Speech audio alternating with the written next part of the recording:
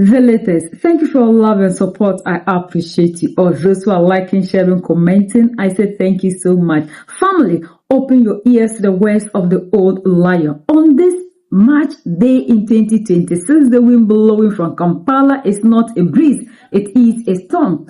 President Yoweri Museveni has looked the masters in the eyes and said, "Not on my land." While other leaders are opening their doors for a few pieces of silver, the man who started with 27 rifles is telling the world that the era of the invisible master is over. The question for every African today is simple. Is a foreign base a shield for us in Africa?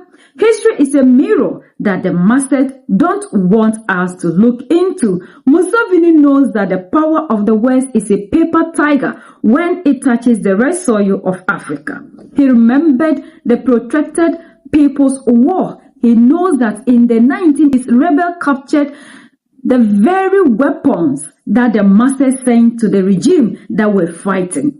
He is telling us today the Americans operate from the sea, the air, and the space. But on land, they are in our world now. You saw what happened in Venezuela in January 2026, and his message is clear. The high-tech algorithm of West cannot survive a head-on collusion with a people who are fighting for their own home. We are very confident. That's why, for instance, the Americans came here and the British and these Western countries, and they said, "We want to help you build your army." We said, "But we have already built the army." That's how we defeated the government. So we don't want to be over-involved with you people.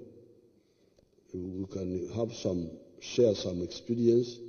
That's all. So that's why you find that we don't have foreign bases here, foreign armies here, based in Uganda, because we didn't need them.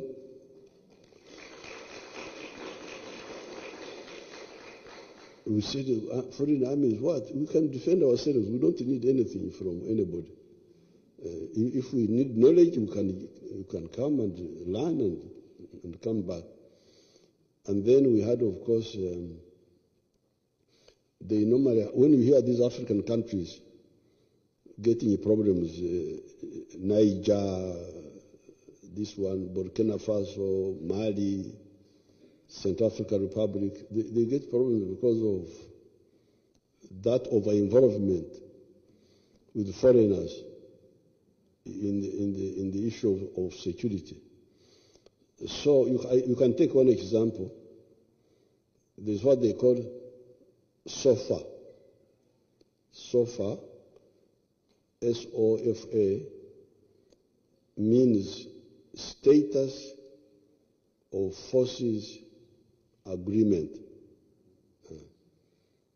If foreign forces are in Uganda, how should they be handled? So the Americans and the British brought their SOFA to me. So when our forces are here, if they make a mistake, they should not be tried here.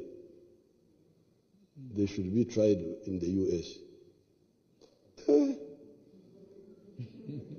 Why?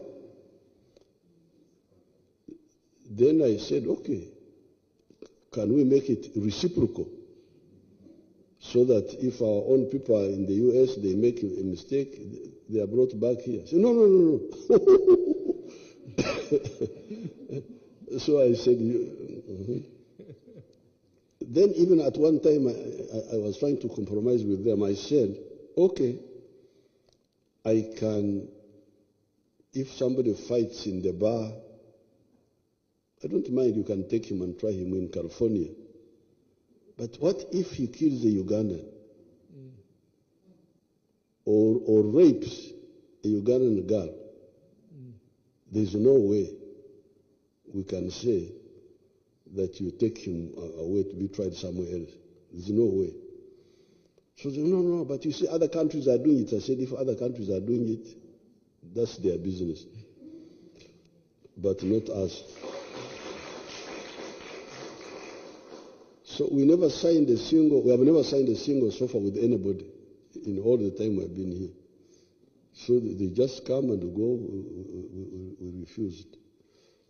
Look at the map. While we speak, the masters are burning Tehran in Operation Epic Fury. They are using their bases in the Middle East to launch fire at a sovereign nation. Museveni sees the pattern. He sees that these bases are not to protect the locals. They are there to protect the master's interests. He knows that if you host a US base in 2026, you are not a partner. You are a launch pad. When the retaliation comes, when the IRGC smart missiles start flying, it is your people, not the people in Washington, who will pay the price in blood. This is a warning to the leaders in Djibouti, in Kenya, and across West Africa who are still consulting with the masters. The proverb says, when the lion and the leopard negotiate, the goat is not invited to the table.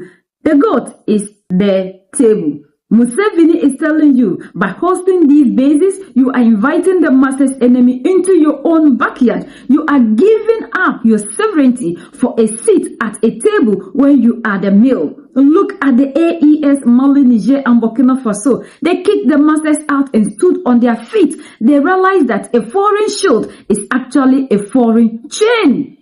The old lion of Uganda is showing us the new reality of 2026. The West may own the satellite, but we own the ground. The masters can break the arms of their own veterinary in the Senate, but they cannot break the spirit of an African that has finally decided to say no. The choice is yours. Will you be a base for the masters or a home for the Africans? Like, subscribe, and share.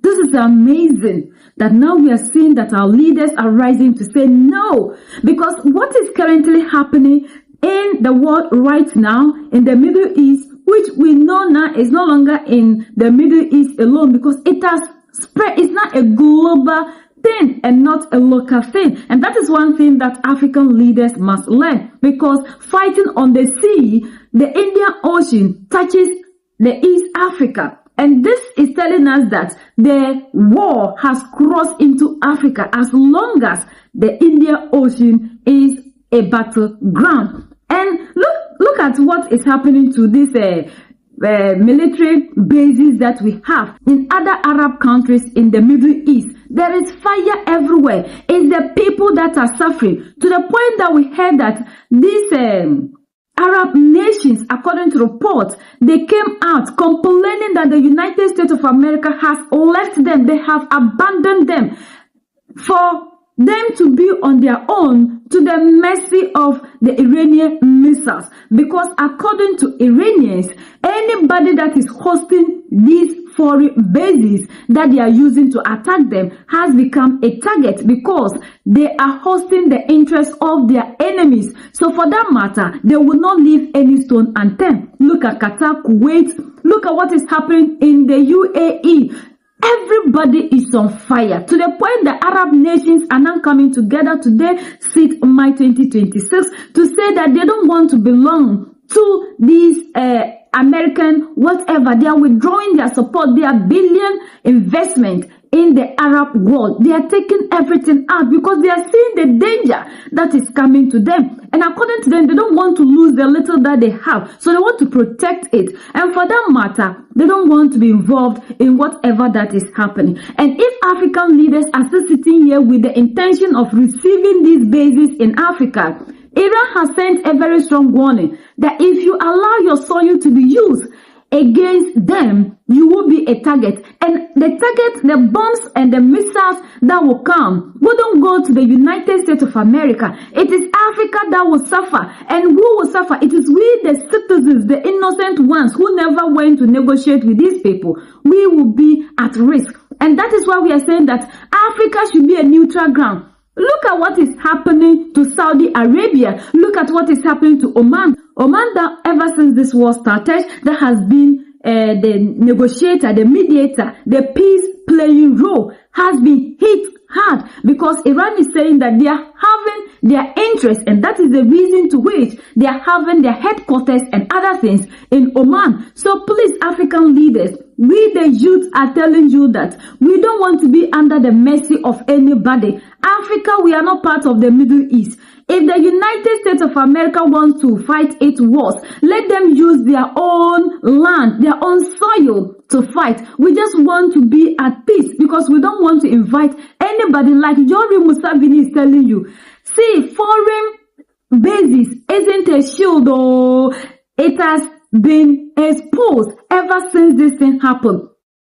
Look at the Arab countries. They are crying that the United States of America has left them, and now the U.S. is protecting the interests of Israel. And these people are now the ones in trouble. So please, African leaders, let us be, let us be. We don't want to have problem in this war. We are not part of this war.